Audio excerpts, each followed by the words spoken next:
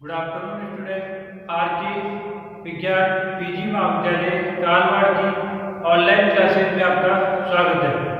हम last class में BSc first year mathematics में unit number first paper number first unit number 5 tree वृक्ष के बारे में पढ़ रहे थे। उसमें हमने ट्री की डेफिनेशन और उससे रिलेटेड जो थ्योरम कंप्लीट करी थी। आज हम उसी लास्ट क्लास को कंटिन्यू करेंगे और पेपर नंबर फर्स्ट विविध गणित की यूनिट नंबर 5 ट्री के बारे में पढ़ेंगे और उसकी बाकी जो थ्योरम्स रहेगी वो कंप्लीट करेंगे। आगे जो डेफिनेशन आएगी वो भी कंप्लीट करेंगे। देखो नेक्स्ट थ्योरम, दो थ्योरम हमने कर ली थी, अब हम करेंगे थर्ड थ्योरम। देखो स्टेटमेंट, पहले स्टेटमेंट समझ में आना चाहिए तब थ्योरम प्रूव करना आसान हो जाता है। देखो कदम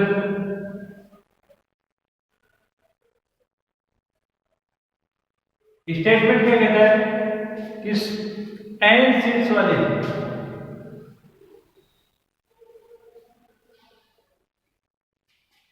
एन सीड्सों के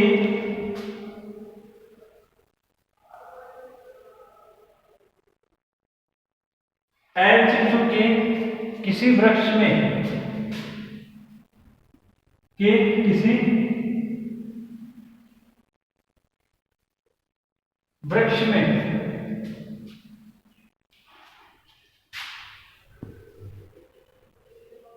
यथार्थ n-1 कोरे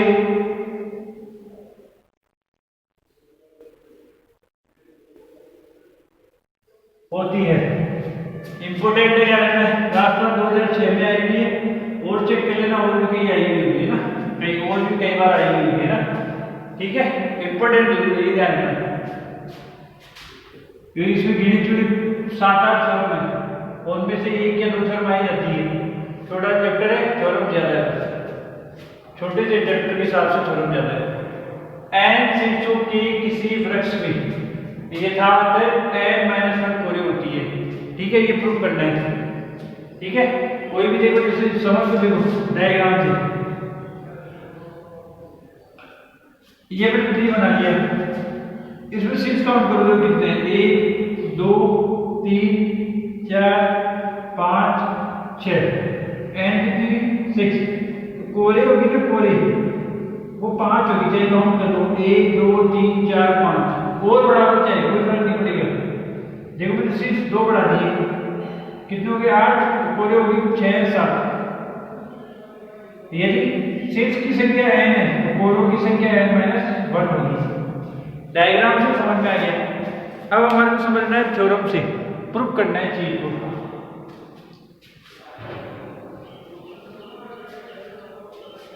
ठीक है, इसका स्क्रीनशॉट लेना चाहो ले लो, जिससे तुम्हारे को थ्योरम का स्टेटमेंट समझ में आ जाए।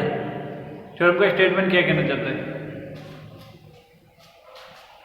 ले लिया। देखो प्रूफ देखो,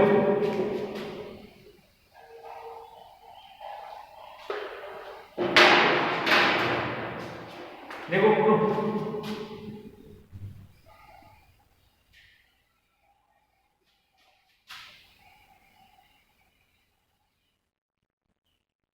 इस प्रमेय को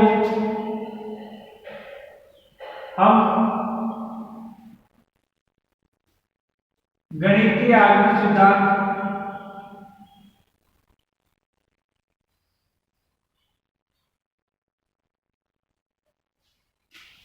से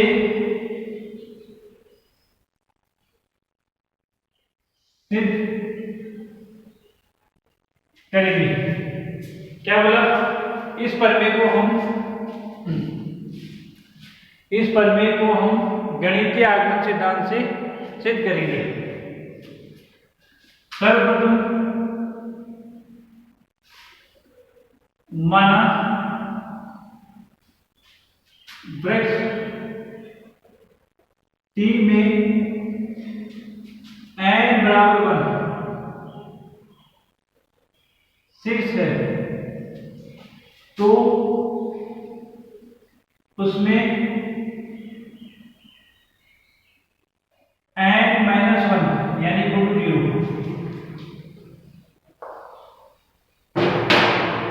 n-1 यानी 1 - 1 = 0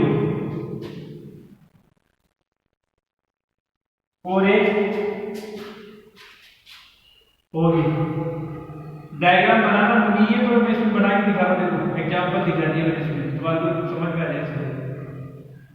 एग्जाम्पल के देखो, इसमें एक शीर्ष है, सिर्फ कितना शीर्ष है, एक शीर्ष, तो इसमें कोरे कितनी होगी, 1 माइनस 1 है, 0 कोरे है या नहीं है ना, तो ये कोरे, इसका मतलब होगी। अतः पर में n बराबर 1 के लिए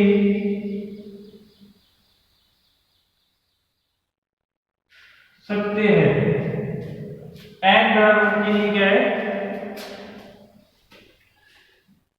सत्य है। तो माना पर में n बराबर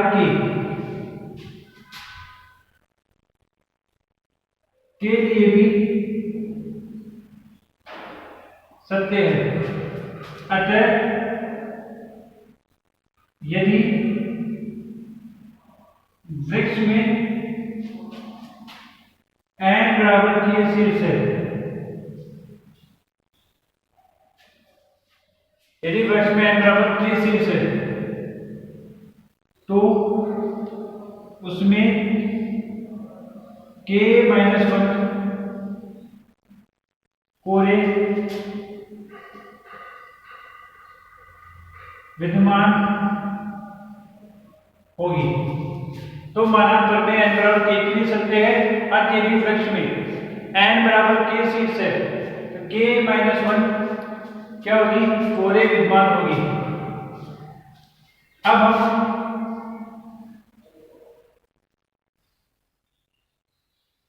सिद्ध करेंगे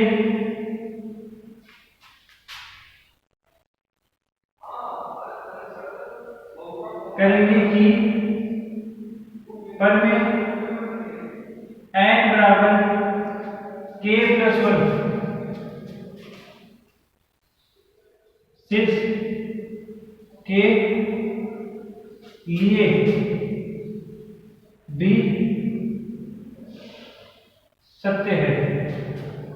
ये सिद्ध करेंगे कि हम सिद्ध करेंगे पर में n बराबर k प्लस 1 के लिए भी सत्य है। देखो, पुनः माना किसी वृक्ष T में k प्लस 1 शीर्ष है, k प्लस 1 क्या है, शीर्ष है, ठीक है। क्या बोला उसमें, पुनः माना कि वृक्ष T में k प्लस 1 शीर्ष है, तो मुझे k प्लस 1 माइनस 1 k कोरे दिखानी है। देखो, पुनः माना किसी वृक्ष T में कि k प्लस 1 शीर्ष है, यदि इस वृक्ष T से हम एक शीर्ष, एक निलंबित शीर्ष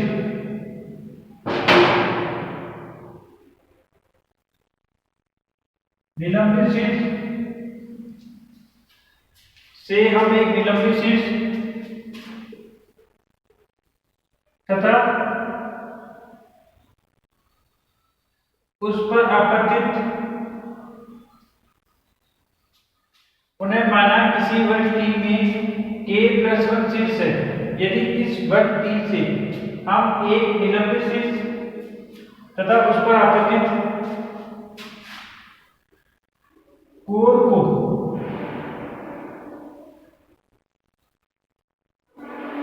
निष्कासित कर दे, तो हमें प्राप्त नए वृक्ष T1 में, देखो इसमें कितनी शीर्ष थे, k प्लस 1, हमें प्राप्त नए वर्ग T1 में के शीर्ष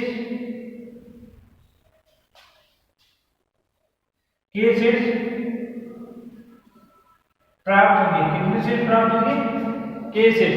और के के लिए हमने सत्य मानेंगे उसको, के शीर्ष प्राप्त होंगे तो वृक्ष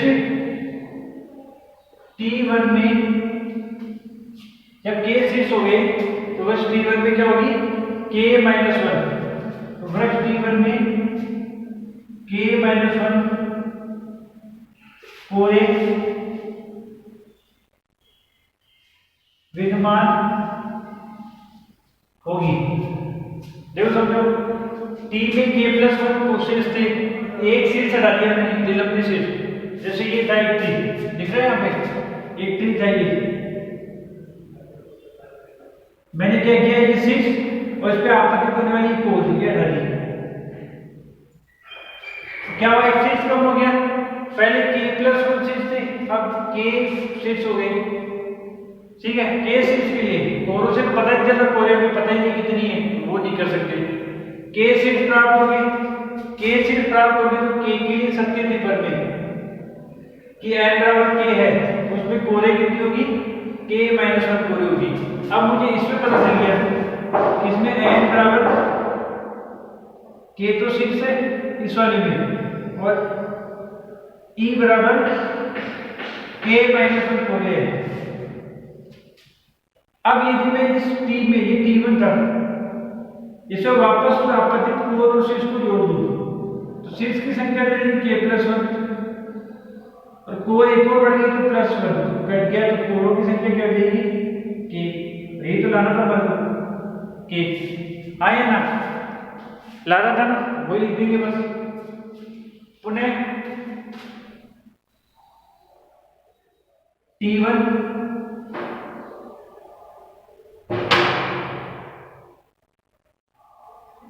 वृक्ष T1 में, पुनः वृक्ष T1 में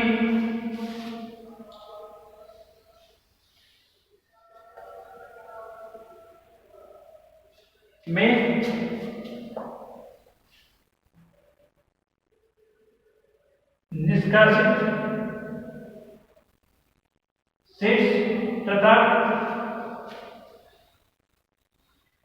उस पर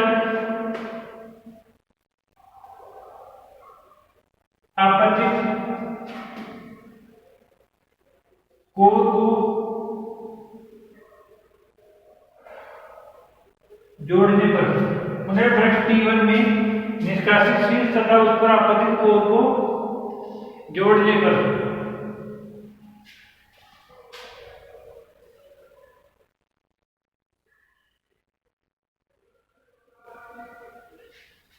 पुनः वृक्ष T1 में निष्कासित शीर्ष तथा उस पर आपतित कोर को जोड़ने पर क्या होगा? देखो K शीर्ष थे, जोड़ने पर प्राप्त वृक्ष T में K+1 शीर्ष तथा K और K-1 कोरे थी, K-1 + 1 इक्वल टू K कोरे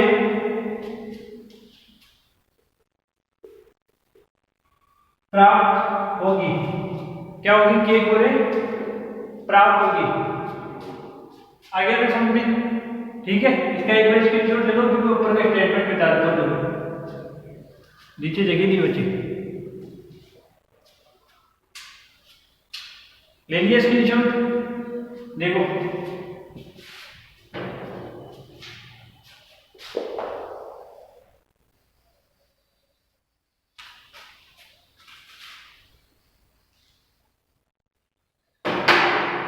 K कोरे प्राप्त होगी, अतः पर में n बराबर K+1 शीर्षों के लिए भी सत्य है।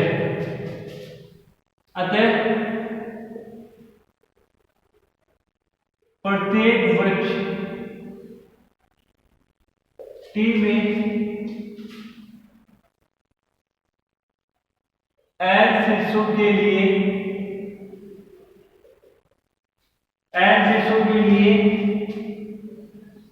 n-1 कोरे होती है। प्रूफ, ये प्रूफ होगी। आगे समझ में, ये होगी प्रूफ।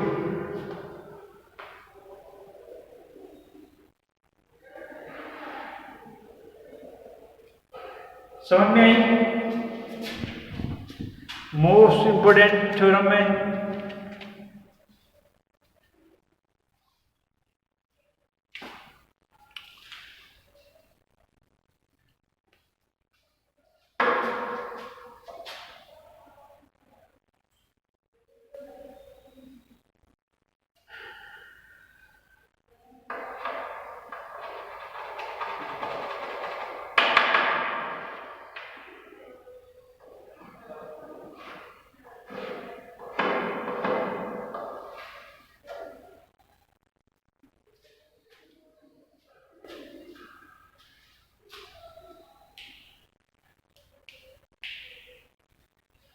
आगे समझ में, देखो एक बार और समझो। क्या बोला कि प्रत्येक वृक्ष टी में n शीर्षों के लिए n-1 कोरे होती है। देखो इस प्रमेय को गणितीय आगे सिद्धांत सिद्ध करेंगे। पहले माना कि वृक्ष टी में n बराबर 1 शीर्ष है, तो उसमें n 1 0 कोरे होगी। ये तो पता ही है, एक ही शीर्ष है, उसमें कोरे कहां से आएगी? नहीं है, तो प्रूफ हो गया। अतः प्रमेय n बराबर 1 के लिए सत्य है। तो माना प्रमेय n बराबर k के लिए भी सत्य है।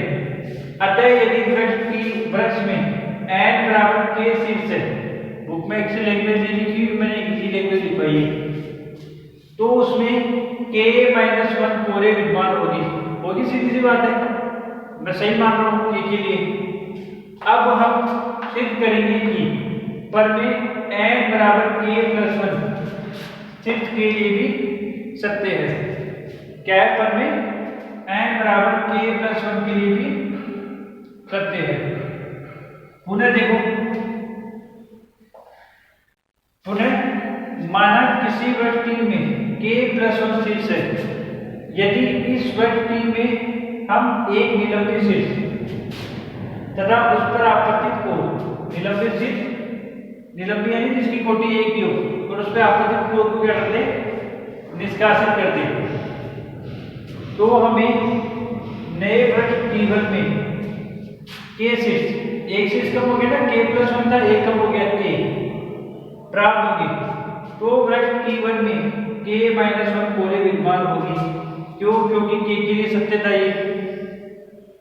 पुनः वृक्ष T1 में निष्कासित शीर्ष और उस पर आपतित कोण को जोड़ने पर प्राप्त वृक्ष T में k+1 शीर्ष तथा k-1+1 k कोरे प्राप्त होगी। आई थी समझ में? k-1+1 k कोरे प्राप्त होगी।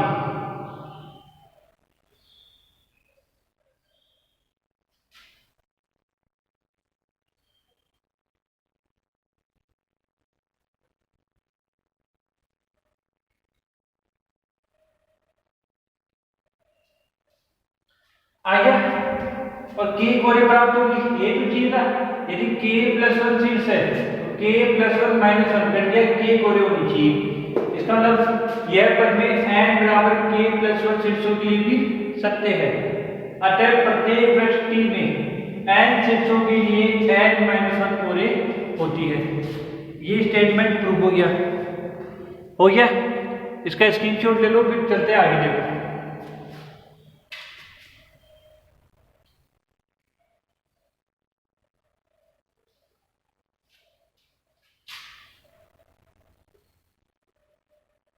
ले लिया, मिटा दो इसको। देखो अगली फिगर देखो,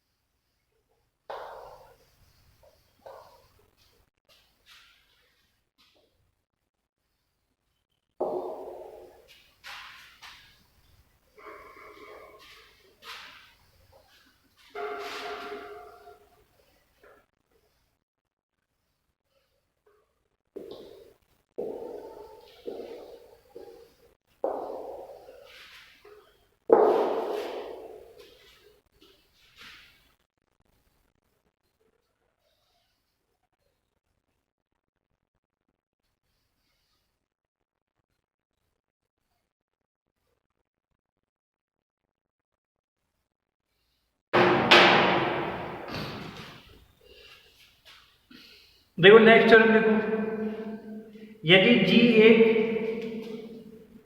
स्टेटमेंट फॉर्मूला नंबर 4 कथन देखो, यदि जी एक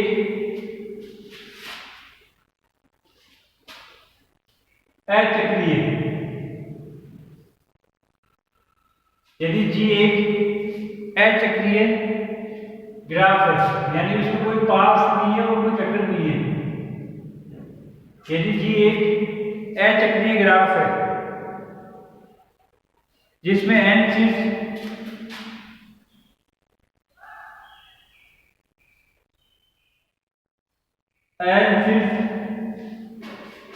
K7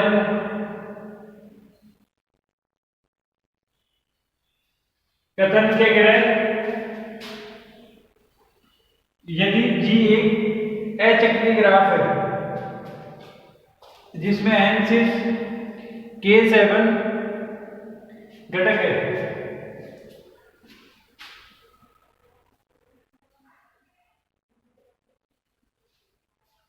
यदि जी एक अचक्रीय ग्राफ है जिसमें n सिर्फ K7 घटक है, तब ग्राफ G में n-1 n-k वर्ष था, ये भी वर्ष ही है और इसे ग्राफ लिख दिया n-k पूरे होगी। क्या होगा इसमें देखो, यदि G एक अचक्रीय ग्राफ है, अचक्रीय है तो चक्र नहीं है, पास भी नहीं होगा, इसमें n सिर्फ K7 है, 7 यानी एक वर्टेक्स से मिला हुआ वो एक संबंध, इधर एक वर्टेक्स से मिला हुआ ये संबंध, कितने भी हो सकते हैं 7, यानी 7 ग्राफ भी है, इसका मतलब वृक्ष भी हो गया। तब ग्राफ G में n सिर्फ K7 घटक है तो n-k कोरे होगी, ये प्रूव करना है।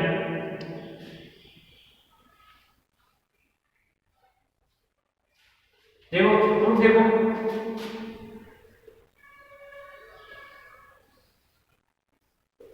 माना ग्राफ G में, माना ग्राफ G में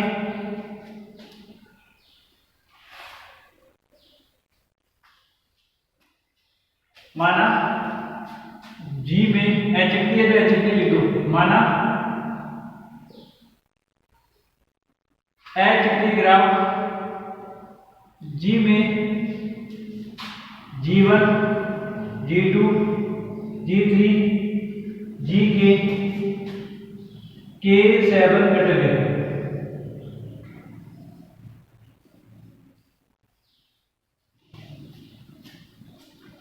माना अचक्रीय ग्राफ G में G1 G2 G3 Gk K7 घटक है, ठीक है।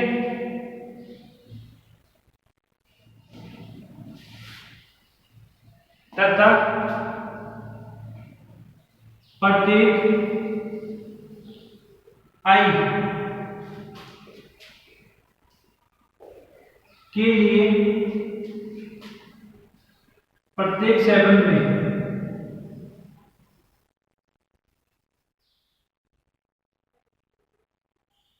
GI में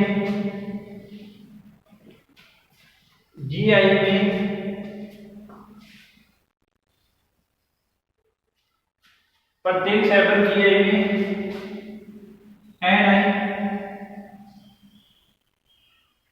सिर्फ होगी, ये समझो। देखो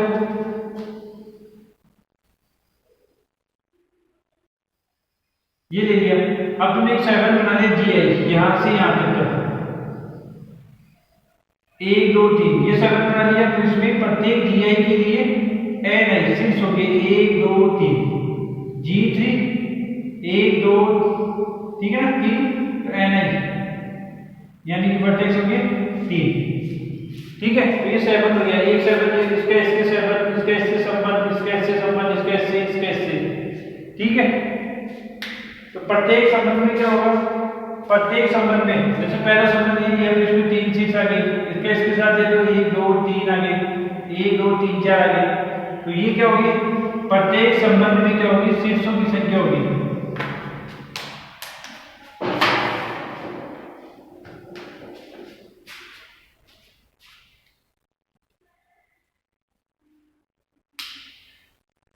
ठीक है, इसका मतलब अतः इसका मतलब n यानी कुल शीट्सों की संख्या क्या हो जाएगी, n1 plus n2 divided n के। समझ में आया ना? ये थोड़ा बड़ा ग्राफ होगा तो समझ में आएगा, कोई बड़ा सा ग्राफ है फिर समझ में आएगा।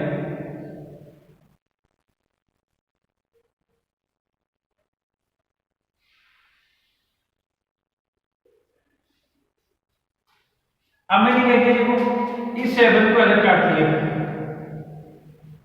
इसको मैंने अलग ले लिया, इसको मैंने अलग ले लिया और इसको मैंने अलग ले लिया, ऐसे इसको मैंने अलग ले लिया।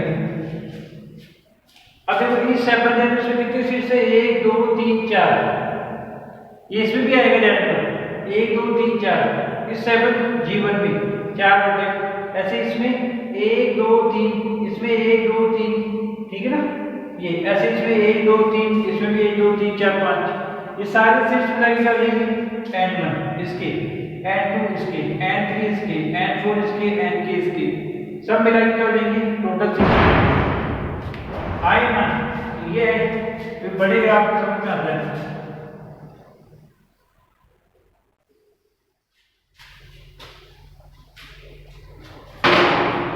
क्या हो गया, n बराबर G1 7 में n1 वर्टेक्स, G2 7 में n2 वर्टेक्स, G3 संबंध में n3, ऐसे Gk में nk, टोटल वर्टेक्स n आया ना।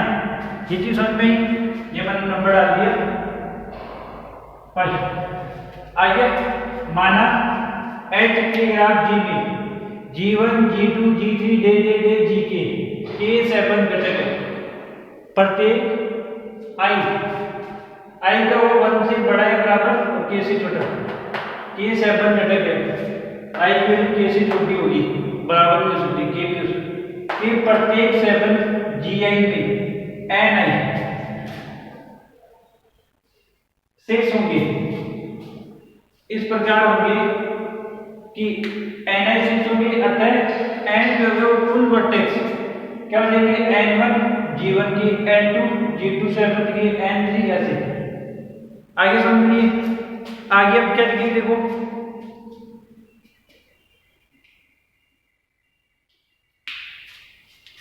देखो क्या लाने की, ये तो आगे पेपर सीरीज, अब ये देखो मुझे लानी कोरे, समझना, देखो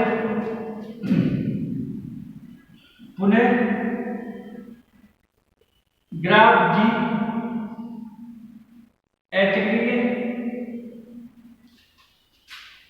ग्राफ है तथा इसमें 7 घटक gi है, 7 घटक gi है, 7 घटक का मतलब तथा प्रत्येक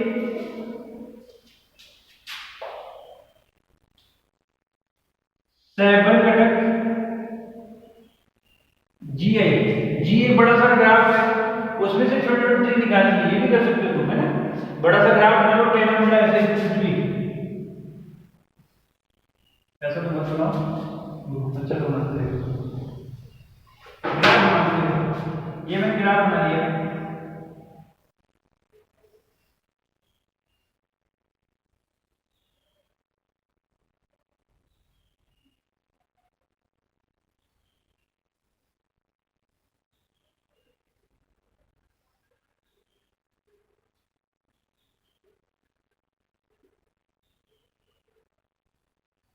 बना लिया, ठीक है।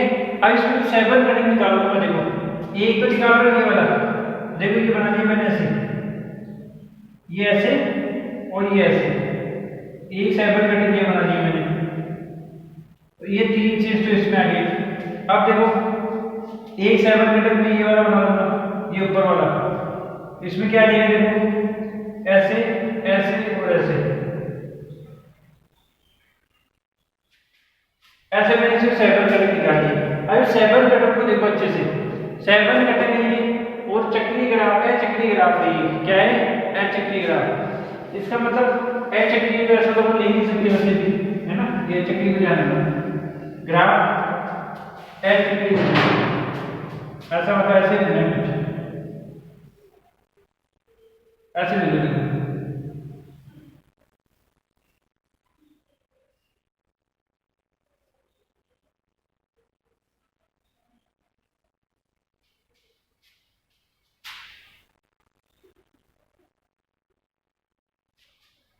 ले लिया ये, इसमें देखो ये एक 7 घटक ले लिया, एक ये ले लिया, एक ही तीनों को ले लो, इधर तीनों को ले लो, इसको तीनों को ले लो।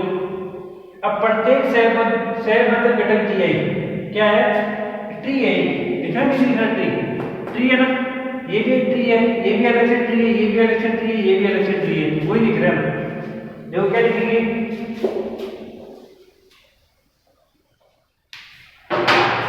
कि पुनः ग्राफ जी एच चक्रीय ग्राफ है तथा इसमें 7 घटक जी आई है तथा प्रत्येक 7 घटक जी आई एक वृक्ष है, अतः प्रत्येक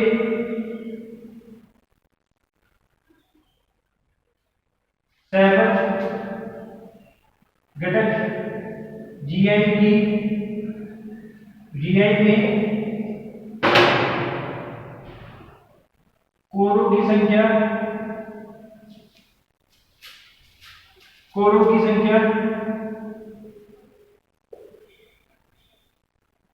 n(i-1) होगी। अभी थोड़ी देर पहले प्रूव की थी, यदि कोई वृक्ष है जी आई, उसमें आई जी आई कोई वृक्ष है, उसमें n शीर्ष है, तो उसमें कोरों की संख्या क्या होगी, n-1। प्रूव किया था ना, कोई भी वृक्ष है उसमें शीर्ष n है, उसमें कोरों की संख्या n-1। यहाँ भी कोई एक जी आई वृक्ष है, तो प्रत्येक 7 घटक जी आई में n i शीर्ष है, तो उसमें कोरों की संख्या क्या होगी, n-1। अतः कुल कोरों की संख्या क्या हो जाएगी, देखो n i की ओर रखो तो n1-1, n1 शीर्ष के लिए, n2 के लिए n2-1, दे n के लिए nk-1, हाँ या ना। अतः जी में भी जी में निकालो ना, ये जी में शीर्षों की संख्या है, ये जी में कोरों की संख्या है।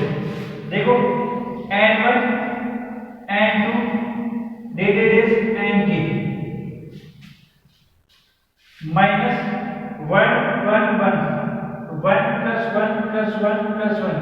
के संबंध घटक है तो के तक। इसको गौर करके देखो, ये रहा यहाँ पे आ जाएगा, ये 1 के टाइम आ रहा है, ये हो जाएगा के, ये हमारे को आता है -1 के, n - के लेके आना था, लाना था नहीं लाना था,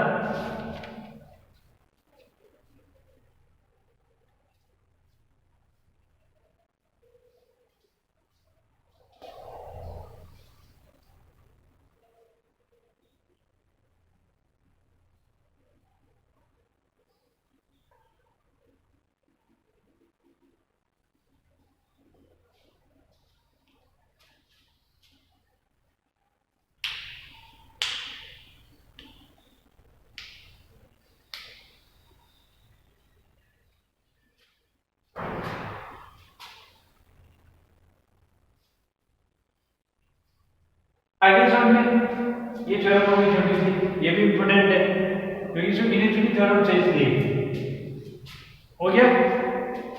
इसका स्क्रीनशॉट ले लो, फिर आगे चलते देखो।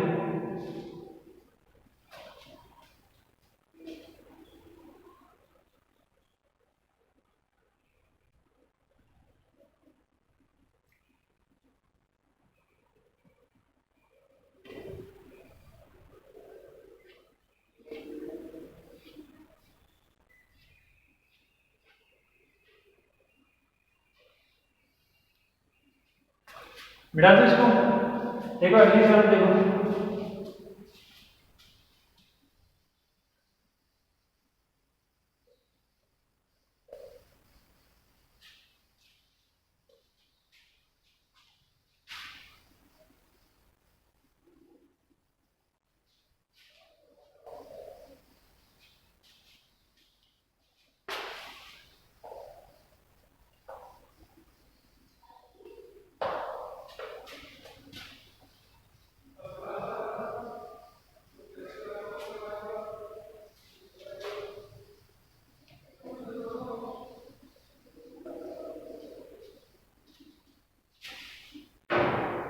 देखो कि अब एक स्टेटमेंट है कि प्रत्येक वृक्ष के अंदर कम से कम 2 निलंबित शीर्ष होते हैं, जैसे ये ले लिया मैंने।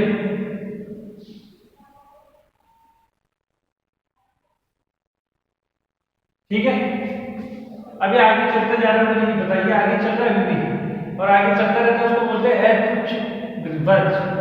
ठीक है, एडुच यानी नॉन ट्राइबल ट्री। आगे चलता जा रहा है, मुझे नहीं पता, और मुझे ये पता है कि इसका एक निलंबित शीर्ष तो ये हो गया, तो आगे कहीं भी जाएंगे ये चक्कर नहीं बनेगा, कभी बनेगा क्या? नहीं ना, इसका मतलब कोई ना कोई एक निलंबित शीर्ष और आएगा। क्या आएगा? एक, दो से ज्यादा, मतलब कम से कम 2 तो होंगे होंगे, उससे ज्यादा कितने भी हो सकते हैं, ये होगा। ठीक है, ये हो गया, तो ये प्रूव करना है मेरे को अगली शर्त में कि कोई भी ट्री है उसके अंदर कम से कम 2 निलंबित शीर्ष। निलंबित शीर्ष क्या होते हैं? जिसकी कोटि एक होती है, जिसमें एक ही कोर आपतित होती है। ठीक है, देखो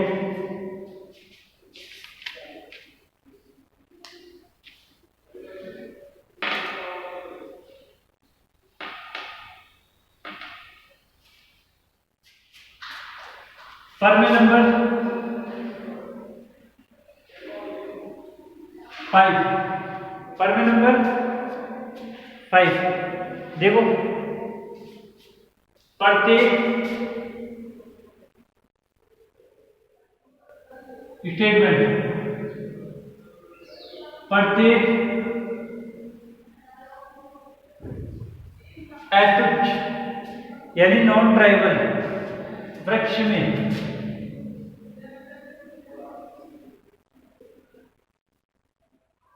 कम से कम,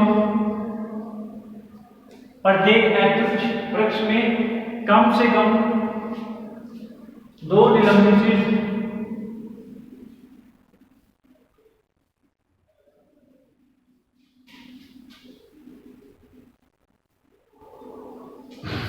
2 निलंबित शीर्ष होते हैं।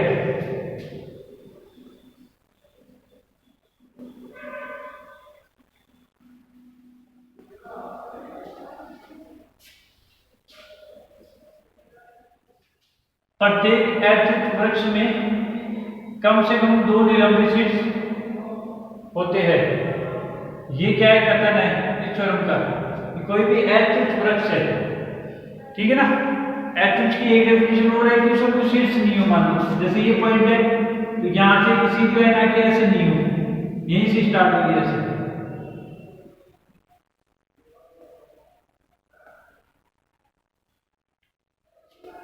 ठीक है, तो ये हो गया एडुच। और तुच्छ क्या हो जाएगा? जिसमें एक पॉइंट हो जहां से निकल रही हो, ठीक है, जहां से एक पॉइंट से ट्रेवल कर रही है।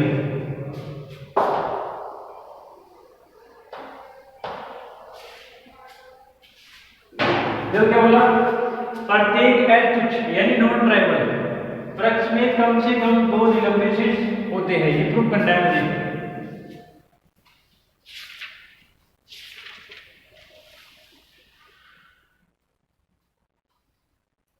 देखो देखो प्रूफ देखो,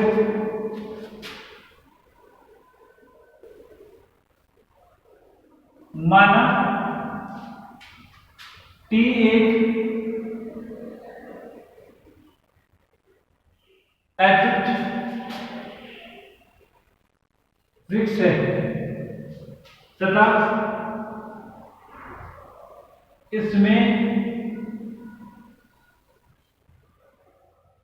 एन शीर्ष तथा इसमें शीर्ष और ई कोरे है।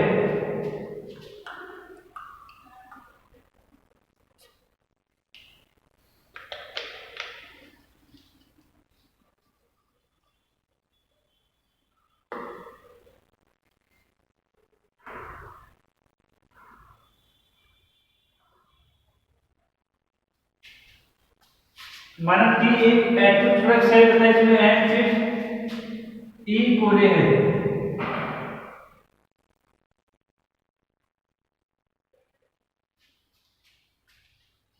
तथा प्रत्येक शीर्ष की कोटि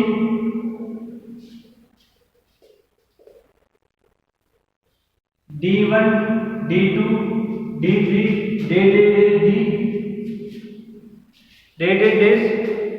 DN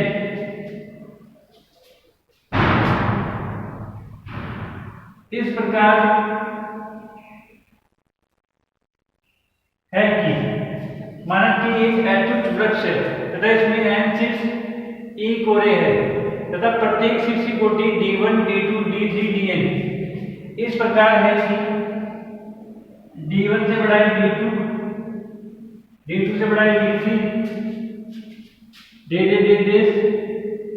से बड़ा है Dn और बराबर है। कोटि बराबर हो सकती है तो पहले वाले शीर्ष की कोटि दूसरे वाले से कम नहीं हो सकती। जैसे ये पहला शीर्ष है, इसकी कोटि कितनी है 2, अगले वाली कितनी होनी चाहिए 2 हो सकती है, उससे ज्यादा भी हो सकती है, कम नहीं। इसको भी बोलते हैं एटोट ग्राफ। ठीक है, ये नहीं कि तुमने यहाँ पे एक ही बना के रख दिया 2, ये शीर्ष है तो भी इसकी कोटि कितनी होगी 1, 2 और 3 ज्यादा हुई। ऐसे यहाँ पे भी होगी 3, ऐसे ही मैं ऐसे बना दूं कितनी हुई 1, 2 और 3 और एक और बना दो 4, बराबर भी हो सकती है और ज्यादा भी, कम नहीं होगी कभी।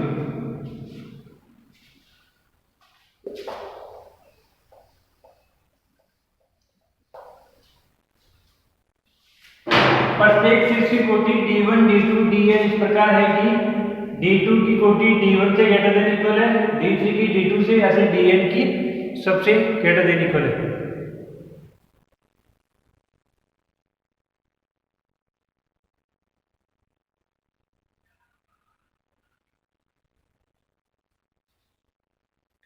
देखो अब आगे, चूंकि T7 तथा H ग्राफ है तो D1 यानी इसकी डिग्री होगी वो हमेशा 1 से ज्यादा या 1 के बराबर होगी नहीं होगी। ठीक है, तथा Dn की जो डिग्री होगी, Dn की कोई शब्द आ गई उसकी डिग्री हमेशा क्या होगी 1 से ज्यादा होगी। डायग्राम में देखो कोई भी, ये पहला वर्टेक्स है, आगे कोई भी वर्टेक्स आएगा उसकी डिग्री 1, 2, 3, 1, 2, 3, इधर भी देखो 1, 2, 3, तो हमेशा क्या होगी 1 से ज्यादा या 1 के बराबर भी हो सकती है।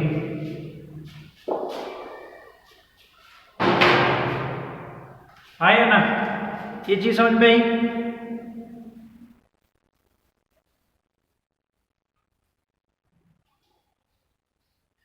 अब देखो समझो, अब मैंने माना यदि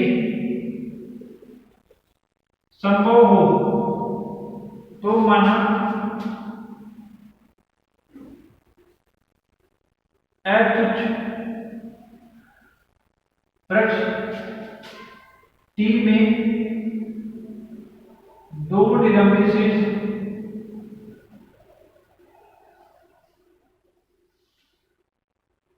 नहीं है। यदि संभव हो तो माना H वृक्ष T में 2 निलंबित शीर्ष नहीं है, मतलब मान लो ओनली ये निलंबित शीर्ष है, उसके बाद कोई सा निलंबित शीर्ष नहीं है। ये डायग्राम को मत देखना गौर से, सिर्फ ये पहला वाला जो वर्टेक्स है D1, इसकी डिग्री 1 और इक्वल है, उसके अलावा कोई भी निलंबित शीट नहीं है, तो और कोई DI होगा उसकी डिग्री हमेशा क्या होगी 2 से ज्यादा होगी। मैंने क्या मान लिया, इसमें तो दिख रहा है निलंबित शीट से, मैं सिर्फ समझाने के लिए बनाया, लेकिन निलंबित शीट 2 से ज्यादा होती है, 2 कम से कम 2 से ज्यादा भी हो सकते हैं। इसमें मैं समझाना चाहता हूँ, यदि संभव हो तो माना H2 में 2 निलंबित शीट नहीं है, कितना होगा एक ही, मान लीजिए इसकी डिग्री क्या होगी 1 से बड़ी या बराबर, उसके अलावा सबकी डिग्री 1 से ज्यादा यानी 2 से ज्यादा ही होगी या 2 के बराबर होगी। क्यों? क्योंकि निलंबित शेष की डिग्री होती है 1, उसके अलावा किसी भी शेष की डिग्री 1 नहीं होती। ये चीज समझ में आ गई? देखो आगे,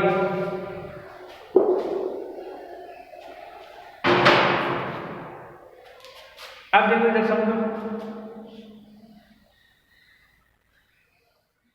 अब ये आगे मेरे पास भी ये, अब देखो आगे अब मैं टोटल डिग्री निकालूंगा, समेशन I बराबर 1 से n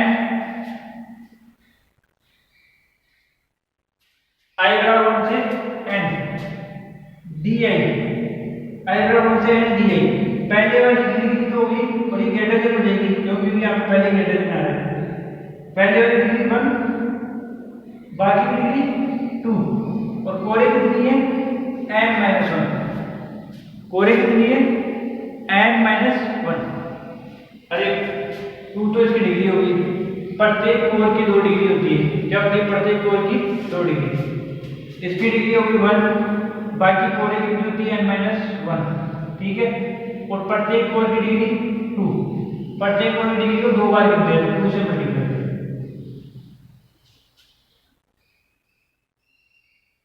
देखो 1 2 n-2, तो मेरे पास समेशन I बराबर n di greater than equal आ गया इसके 2n-1,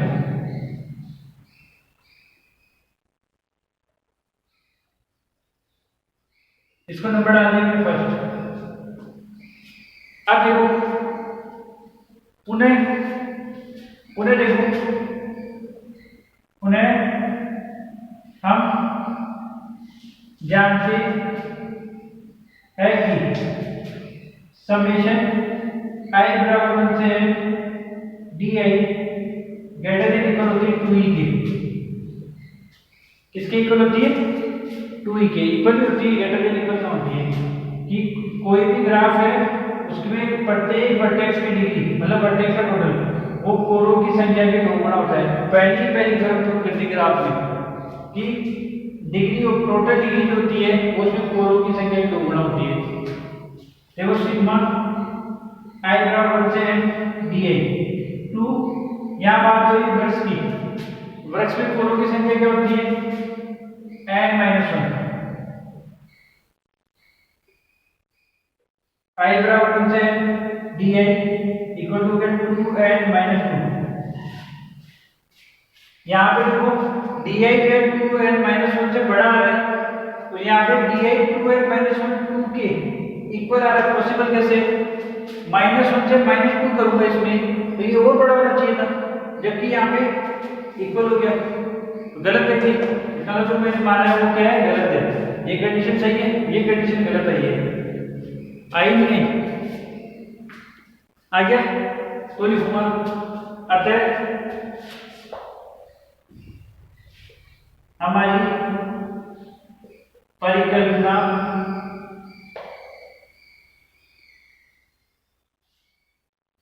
असत्य है, अतः हमारी परिकल्पना असत्य है।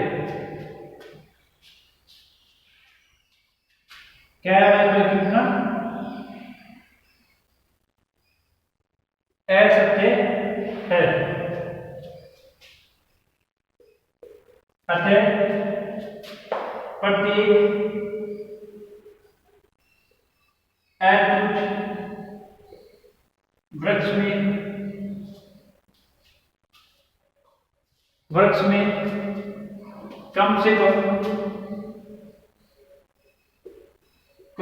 कम 2 निलंबित शीट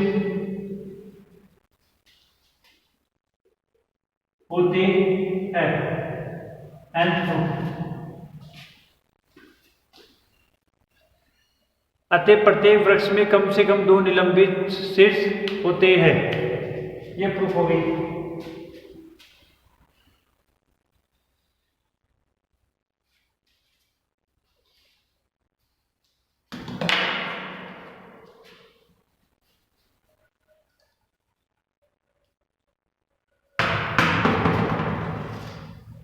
इसका स्क्रीनशॉट लो, फिर दोबारा एक बार और समझते हैं, फिर अगली नेक्स्ट थ्योरम करते हैं। देखो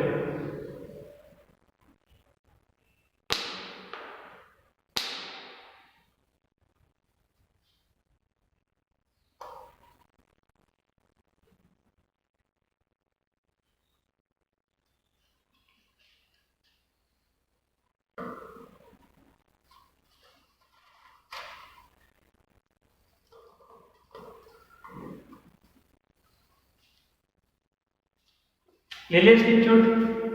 चले आगे देखो, दोबारा समझो क्या बोला। प्रत्येक एच वृक्ष में कम से कम 2 निलंबित शीर्ष होते हैं। एच का मतलब प्रत्येक वर्टेक्स में कोरों की संख्या बढ़ती जाएगी। बड़ा सा पेड़, एच मतलब समझो बरगद का पेड़, खूब फैला हुआ, ठीक है, बढ़ता ही जा रहा है। तुच्छ का मतलब छोटा सा, तुच्छ समझो ना, तुच्छ छोटा, अतुच्छ यानी बड़ा। देखो माना T एक एच वृक्ष है तथा इसमें n शीर्ष T कोरे हैं। प्रत्येक शीर्ष की कोटि D1, D2, D3, Dn है। और इस प्रकार इससे पता चलता है कि बहुत बड़ा पेड़ है, ट्री है, असली का पेड़ को समझना, ठीक है ना। D1 से ज्यादा D2, D2 से ज्यादा D3, D3 से ज्यादा Dn, क्योंकि T7 तथा एच ग्राफ है तो D1 पहला जो वर्टेक्स होगी उसकी डिग्री तो होगी 1 या 1 से ज्यादा, और Di प्रत्येक की भी 1 से ज्यादा बराबर होगी। अब मैंने मान लिया यदि संभव हो तो मानो T में 2 निलंबित शीर्ष नहीं है। 2 निलंबित शीर्ष है तो मैंने उल्टा मान लिया, आदत है अपनी। तो देखो पहले शीर्ष की कोटि तो 1 ही होगी क्योंकि 2 नहीं है, 1 तो हो सकता है, 1 की तो 1। अब उसके अलावा 2 निलंबित शीर्ष नहीं है, बाकी प्रत्येक शीर्ष की कोटि क्या होगी, निलंबित शीर्ष की कोटि 1 होती है। उसके अलावा हर शीर्ष की कोटि 1 से ज्यादा होती है, तो प्रत्येक की क्या होगी, 2 से ज्यादा या बराबर होगी।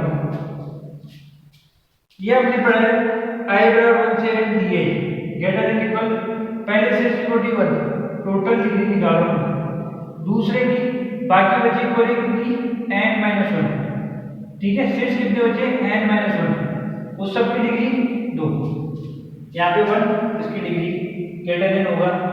बाकी शीर्ष कितने बचे n-1, उनकी डिग्री 2। सॉल्व करने पे ये आया। अब देखो पुनः हम जानते हैं कि I बराबर 1 से n Di इक्वल होता है 2e के, कोरों की संख्या का दुगुना ग्राफ में उसकी डिग्री के बराबर होता है, टोटल डिग्री के। e की जगह कोरे कितनी होती है n-1, 2 n -2, ये इक्वल आ रहा है। यहाँ पे -1 है तो ये ग्रेटर देन आ रहा है, -2 करूंगा तो ज्यादा ग्रेटर देन आना चाहिए, इक्वल पे हट जाना चाहिए था, और यहाँ पे इक्वल आ गया, पॉसिबल नहीं है।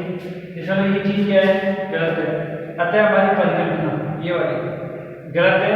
अतः प्रत्येक अच्युत वृक्ष में कम से कम 2 निलंबित शीर्ष होते हैं। अगली चीज समझ में, ठीक है।